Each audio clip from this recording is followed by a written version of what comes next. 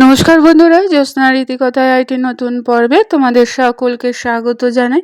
বন্ধুরা, আজকের পর্বে তোমরা জানতে পারবে মহাদেবের রুদ্ররূপ কাল ভৈরব জয়ন্তী কত তারিখে পালিত হবে, তার পূর্ণাঙ্গ সময়সূচি এবং এই কাল ভৈরব জয়ন্তী কীভাবে আমরা পালন করব, তার পুরো বিধি এবং এর মাহাত্ম্যটা কী।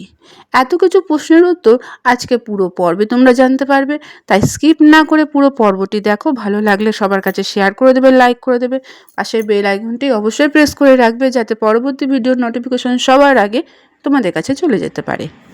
বন্ধুরা, প্রতি বছরের ন্যায় এই বছর অর্থাৎ 2025 সালের মাঘশিষ্য মাসে কৃষ্ণপক্ষের অষ্টমী তিথিতে ভগবান শিবের ভয়ঙ্কর রূপ বা রুদ্ররূপ ভগবান কাল ভৈরবের জন্মবার্ষিকী পালিত হবে।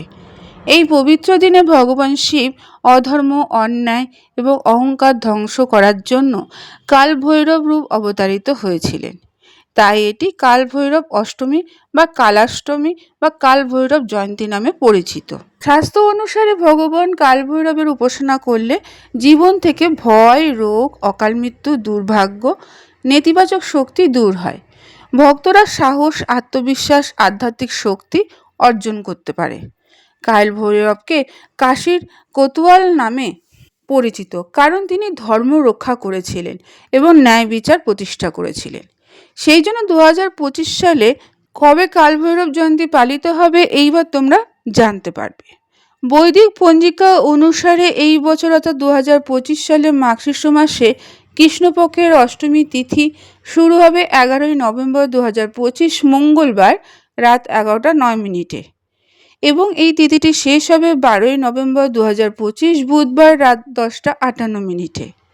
উদয় তিথি অনুসারে এই বছর কাল ভৈরব জয়ন্তী বা কালাষ্টমী ব্রত পালিত হবে আগামী 12ই নভেম্বর বুধবার 2025। এই দিনে ভগবান শিবের ভয়ঙ্কর রূপ কাল ভৈরবের পূজা, উপাসনা এবং শ্রদ্ধা জানানো হবে। তবে এই দিনে কয়েকটি শুভ মুহূর্ত তৈরি হয়েছে। ব্রহ্ম মুহূর্ত শুরু হবে ভোর 4:56 থেকে ভোর 5:49 পর্যন্ত। সকাল এবং সন্ধ্যা সকাল 5:22 থেকে সকাল 6:41 পর্যন্ত। এই দিনে কোনো অভিজিৎ মুহূর্ত থাকছে না।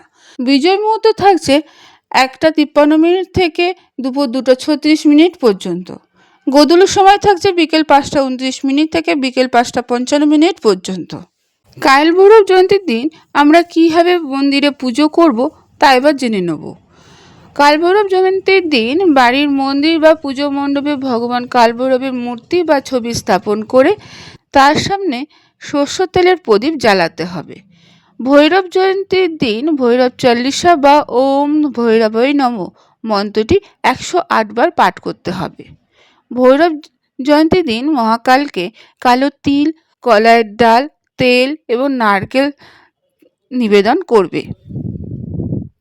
তারপর তুমি রাত জেগে ভৈরব জয়ন্তীর উপলক্ষে মহাকালের মন্ত্র জপ করতে পারো। কাল ভৈরবের সামনে কালো তিল, উড়দ ডাল, নারকেল, সর্ষের তেল নিবেদন করবে এবং কাল ভৈরব জয়ন্তীর দিন কাল ভৈরবের বাহন কুকুরকে যদি খাওয়ানো যায় তা অত্যন্ত ফলপ্রসূ হবে। ভগবান কাল ভৈরবের কৃপায় ভক্তের জীবন থেকে ভয়, রোগ, অকাল মৃত্যু এবং নেতিবাচক শক্তি দূর হবে এবং তারা সাহস ও নিরাপত্তা এবং সমৃদ্ধি অর্জন করতে পারবে। বন্ধুরা, আজকের পর্বটি এখানেই শেষ করলাম। এতক্ষণ আমার ভিডিওটি দেখার জন্য ও শোনার জন্য তোমাদের অসংখ্য ধন্যবাদ।